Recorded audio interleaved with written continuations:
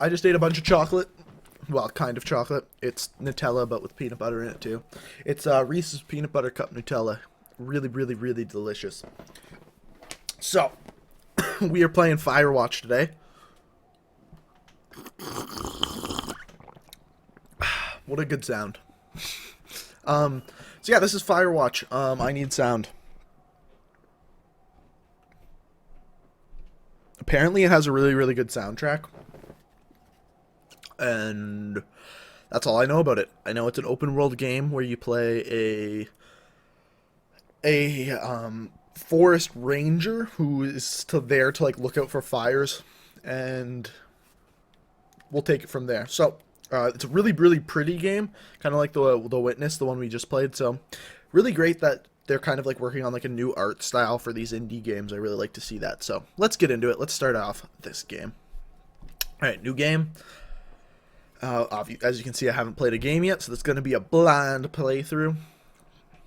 Hopefully this is a good spot for my face. If not, I'm going to have to move it, but we'll see. I also might grab a sweater in a little bit, because my house is pretty cold, so we'll see.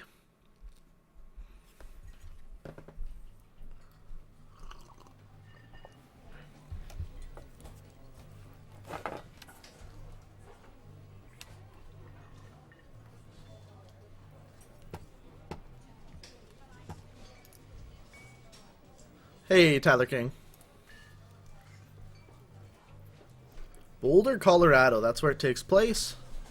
I don't know whether it takes place in 75, but that's where we are right now. I see Julia. Alright.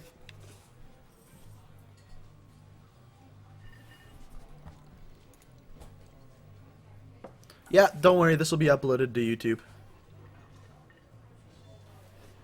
What do I... Oh. I click on these. She's about your age, late 20s, laughing, well-dressed professors and grad students from nearby CU Boulder. You, Henry, are out drinking with your pals. You approach her. You are drunk. So, what's your major? You're pretty. You go for the, so what's your major, obviously. You slur the word major. Oh. And it smells like Coors Light. You're giving an awkward smile. Evolutionary biology, she says. And I'm a professor. Wow, she's a professor. That's impressive. ... Cool, you reply. What's yours, she asks. She sniffs the air. Toxicology. I only had one option there, so. Was that a burn, you ask? Oh, she asked toxicology, I see. She says, definitely. Worried she hurt your feelings, she asks if you want to split a cheeseburger. That's the weirdest thing to ask someone. Who has to split a cheese? Like fries? That's normal, easy to split. Cheeseburger, you gotta do like a knife and cut it. Ridiculous. Anyway, 1 week later, you are Julia's boyfriend. Wow, that was quick.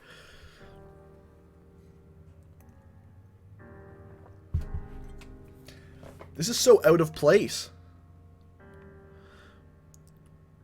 Okay. Alright, R2 to use objects. Oh. Where are we? I assume that's our truck. But maybe not. Oh, by the way, is it lagging? I need to know if it's lagging. Doesn't look like it's lagging. Looks like we're pretty solid on that front. Alright.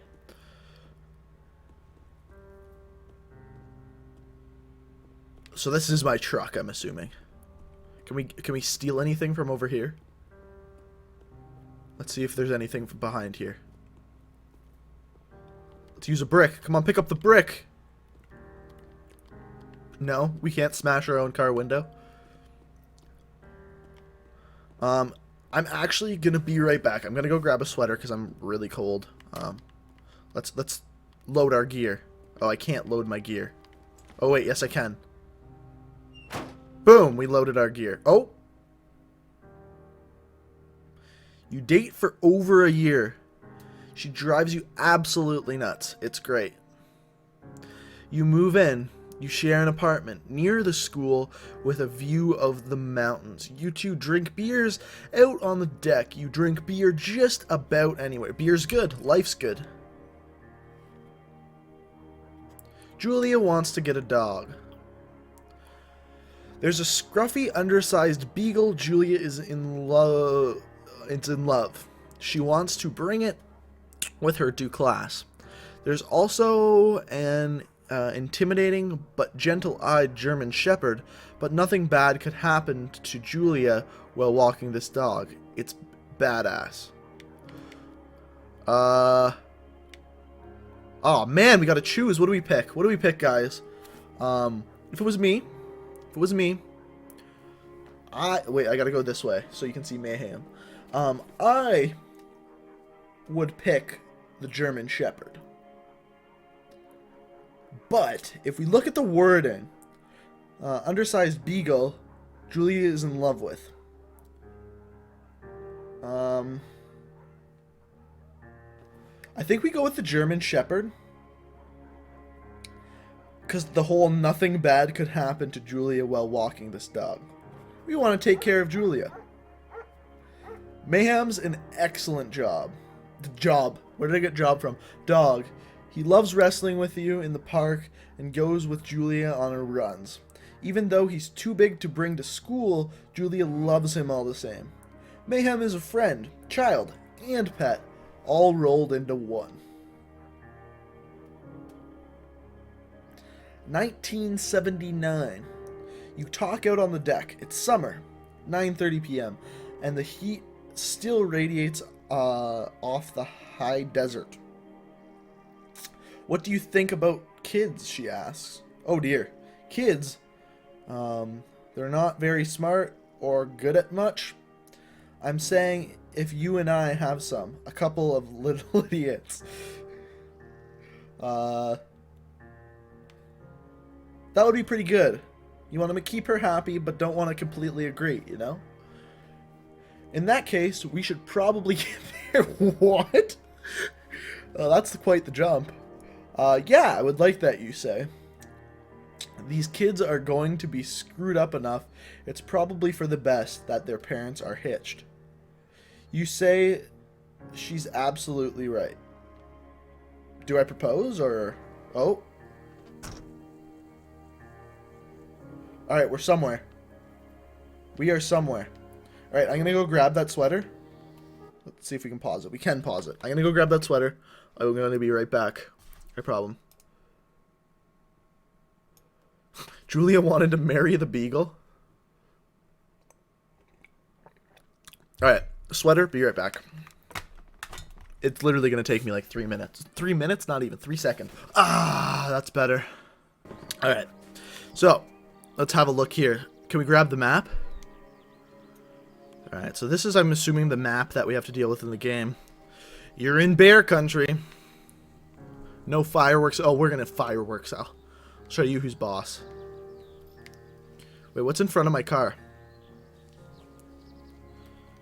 Can we grab it? Oh, my hat! Examine. I can't put it on? Let's throw it on the ground.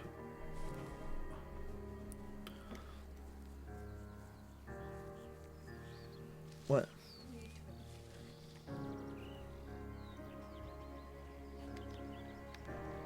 Well, that was quick.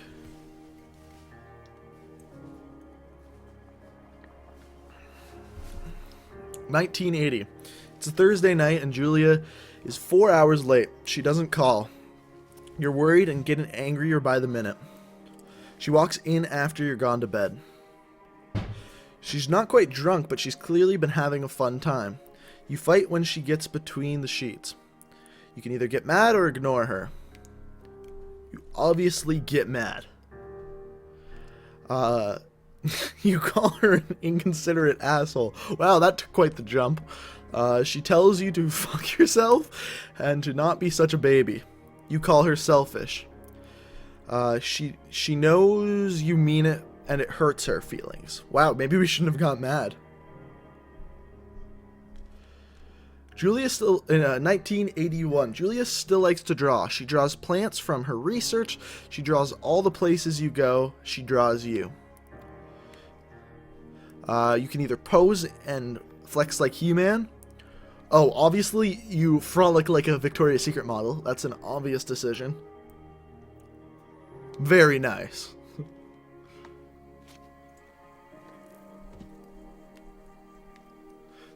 It's so odd, like, you're out here and there's a lot of motion blur. And this is a very, very odd color scheme. Like, it's very red. Alright, 2 forks. Okay, wait, I can... 8 more miles we got to walk. Climb over.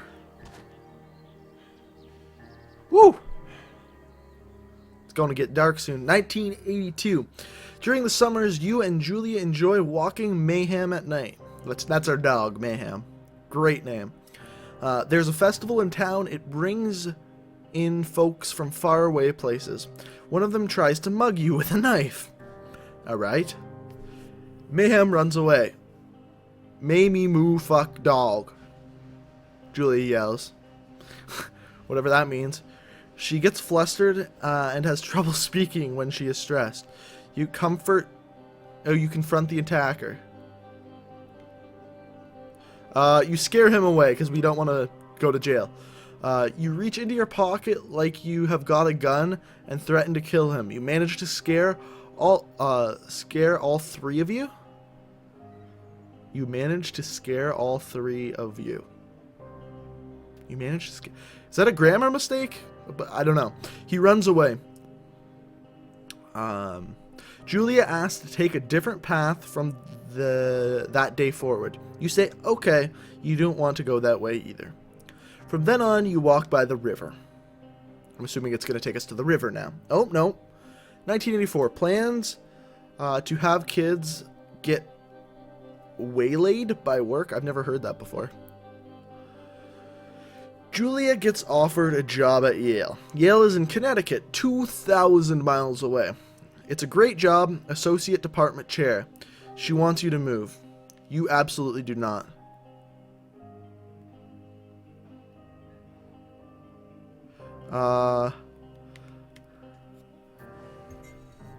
Why can't I move there with her? I'm gonna feel bad for either of these, because one, she's commuting. The other one... Huh. Well, Jokey Joe lives in Connecticut. So. I don't know. Because then she's gonna hate me if I convince her not to agree if she commutes. You don't want to move to Connecticut. She says that'll be hard, but she'll do it. If you won't move. Why can't I just move? I'm a stubborn bastard. I already don't like my character. You tell her not to pass it off if it's what she wants. She agrees. She flies back to Boulder 3 times each semester. It's not very much. Julia is sent home from Yale on paid leave after having an episode, whatever that means. She lost it on a colleague for borrowing books that were important to her research. She didn't remember she had happily loaned them to him just 2 days prior. She's going nuts. She was found crying in the stairwell. You say that maybe you guys should talk to someone about it. You make macaroni and drink wine to try to forget about it. We'll go talk to someone about it. I want to take care of my girl, you know? You gotta take care of Julia. After seeing multiple doctors and having many tests, they are worried that Julia might be suffering from early onset dementia. Oh my god. She is... This all of a sudden took a really, really dark turn. You both decided to keep it a secret for now. So is she supposed to be with me during these? Journal. We're going to pick up my journal. We're going to open my journal. Ew, is that what I look like? I'm assuming that's the picture she's drawn of me. Mayhem is getting older. He's got silver hair down his back and slows down at night. You and Julia walk him to the bar to see her friends, and it feels like nothing has changed. Julia goes back to the university. So assuming the Colorado University. Julia's affliction gets worse. She can't remember things in class. Her research is in shambles. She drives her car to the next town over for no particular reason and has been brought home by the police. She is devastated. She is sent home on permanent medical leave. Some days you get the Julia who calls you a dope and your unborn children little idiots. Other days you get a stranger. She pulls you into bed to make love. After 5 minutes she goes into panic, believing her dad is at the door. That's an interesting conversation to have. You tell her family they are crushed and begin to make trips to and from their home in Australia to visit her. For a while, your friends come by with little things to brighten the day. She gets worse. Jesus, this is getting so dark. This is insane. She is insane, but the story's insane. Incredibly sad, actually. You spend your days following Julia around the house. You count the seconds between the 2 weekly visits from Daniel, the nurse. She suggests... Daniel? Oh, he. I don't know why I said she. He suggests that Julia could live somewhere else, somewhere with 24-hour care, a home. It sits with you for a couple of months. Jesus, you decide to move her into her full-time care facility. You determine to take care of her by yourself. You are a real man. You take care of her yourself.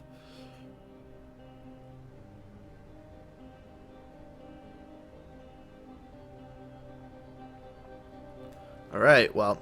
This story is incredibly sad. But, I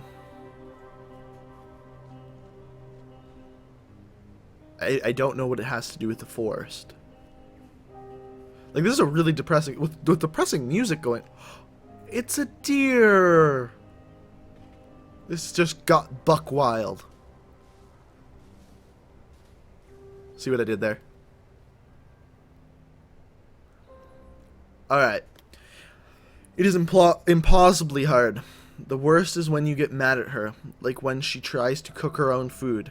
You can't do anything without her, and she can't do anything without you. Well, that's just cute. When she goes to sleep, you stay up for a few hours drinking on the deck, watching baseball in the summer, college basketball in the winter, drinking then too.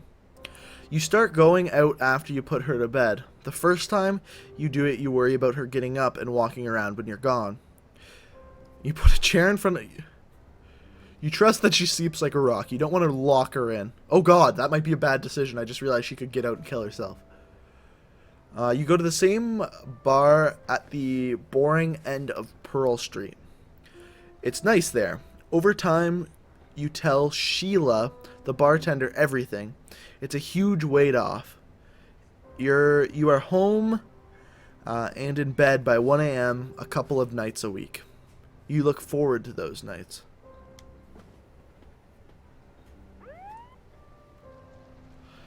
Alright, one night, you are stopped at a DUI checkpoint. You blow a .10. That's a very high amount. Well, not a very high amount, but a very high amount to be driving with. And are taken to jail for the night. You consider trying to hide it, but you tell your sister-in-law, Susan. Julia's parents take the next plane from Australia. They can't believe the state your house is in. Then they tell you Julia is coming to live with them. They can't just do that. You don't argue. You say you'll visit soon. A few weeks go by. Oh my god, summer is coming, and you see an ad in the paper for a job. This is so sad. You take it. So Julia is gone. The person you loved and were talking about having kids with and have a dog with. Yeah, what happened to our dog? Mayhem.